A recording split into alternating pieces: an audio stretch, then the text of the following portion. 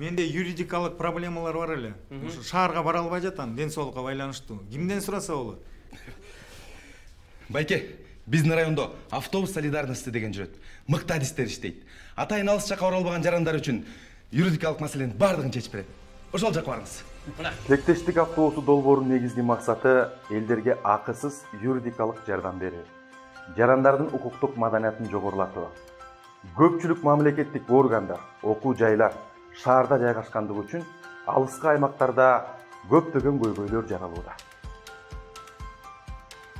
Бул демилгенин негизги максаты адамдардын укуктук жана юридикалык маселелерин, көйгөйлөрүн чечүүгө жардам берүү.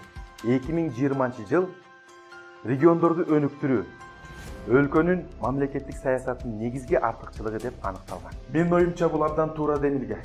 Ушул багытка өзгөчө көңүл бурулса, ошондо гана бизде күчтүү мамлекет курууга чыныгы мүмкүнчүлүк түзүлөт.